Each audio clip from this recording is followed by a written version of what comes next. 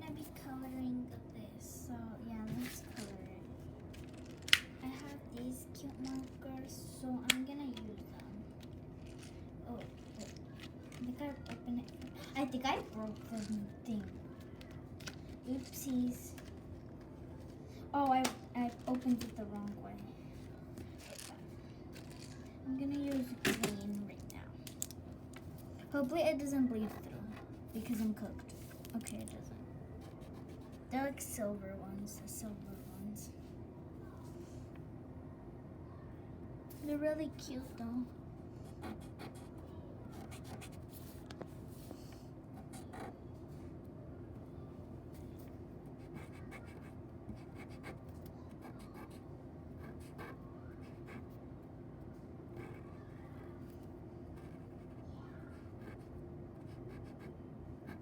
Let me know, should I do more coloring videos?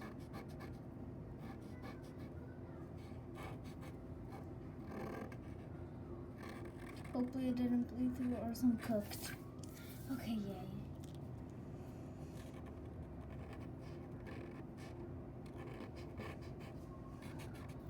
I'm gonna put, like, I don't know what I'm gonna put on the TV. I'm gonna put, I love his story and her story. I can't Like, they're stand so politics. Don't like thinking about it. Oops. Don't like.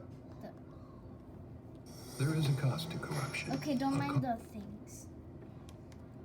'Cause- I felt like the luckiest guy on the planet at my senior prom because the love of my life, Chrissy, had What her the arms flip? around me and we were slow dancing to our favorite song. In my mind, the rest of the students melted away. I love you. She smiled at me, then touched the side of my face. Good, because I love you too. We shared the most Hey, yo. magical kiss of my life. Then I felt her body tense up. What's wrong? She was looking over my shoulder at someone across the room. I turned and saw a wild-eyed biker-looking guy watching her. He had a tattoo under his eye and a few scars down his neck. He couldn't see me, but I could see him. Nothing. It's not nothing. Who is that? It's just some jerk that I met a few days ago. Don't worry about it. All that matters is us. Right now. Right here. We kissed again, and I quickly forgot about anything else. I looked up at the sparkling strobe light above us. What is I was in happening, heaven. bro? The next night, we were supposed to meet up at my place when she didn't show up. I called and texted her, but she didn't respond. I went over to her house, snuck into her window like I always did since we were 6 years old, and saw her laying in bed. Chrissy, she didn't respond.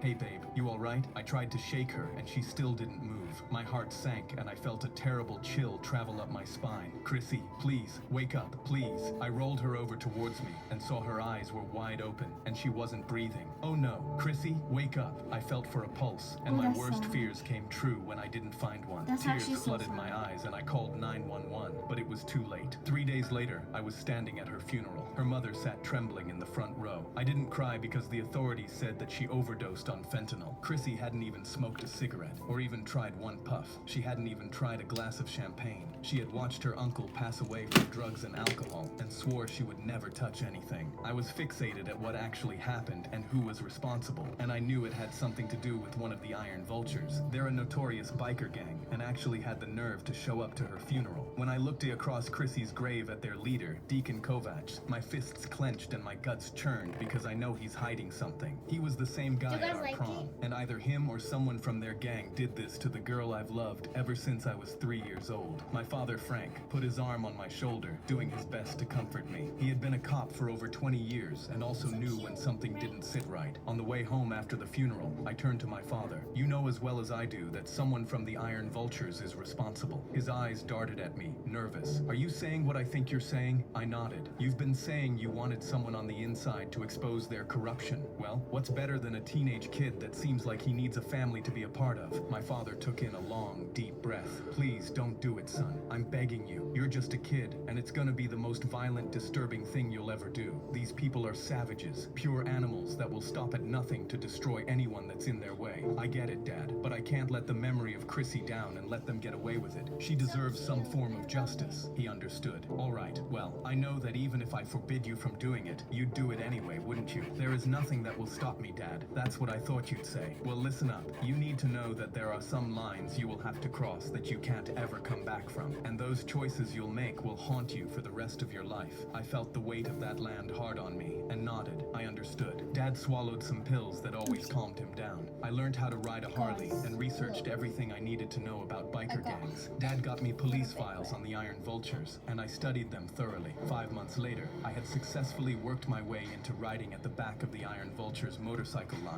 wearing a leather cut that read Prospect. The Iron Vultures were known for running guns and drugs from here in Detroit all the way down to Florida. We pulled over at a gas station, and I watched all the local cars fearfully scatter as we took over all the gas pumps. President Deacon waved me over. I want you to go inside and tell the cashier that we'll be filling up all our bikes and we won't be paying a penny. And if he's got a problem with that, teach him a lesson. Can you handle that, Prospect? My gut turned to stone, and my palms started sweating. I didn't have a choice but to agree. This was another test. Not a problem. I entered the gas station and approached the cashier. He was an old man and reminded me of my grandfather. There was an old picture of him in military fatigues. Hey, so, we're gonna take as much gas as we need to, and we won't be paying for it. Got it? He gritted his teeth. And if I say no, what happens then? I felt awful putting him in this situation. Look, man, I'm just following orders. You don't want to give us any trouble. And what if I do? I'm too old to be scared of you corrupt bastards. I don't care what you do to me. He reached under the counter for something. Don't do that. I leaped over and saw that he was holding a shotgun and grabbed it away from him. Let go, old man. I ripped the shotgun out of his hands and he fell to the floor and clutched his chest. I was momentarily horrified and thought, what if I'm responsible for this man having a heart attack? I kneeled down to him. Are you all right? You don't care about anyone other than yourself. I hate everything your kind stands for. I felt so terrible because I wanted to tell this poor old guy the truth. I was doing this to bring these assholes down, and I agree with him. They make me sick as well. I'm sorry you feel that way. I helped him up, waited until the last biker filled up his tank, took one last sad look at him, and left. When I got back on my bike, Deacon watched me closely. I tried to look tough, but I think he saw through it. My dad said to be as honest as I could and use my real name with these guys. These maniacs were experts at smelling out a rat, so I didn't have long to find and gather real evidence that would bring this whole biker gang to their knees and make them pay for what they did to Chrissy. We made it back to the clubhouse, which was a converted slaughterhouse.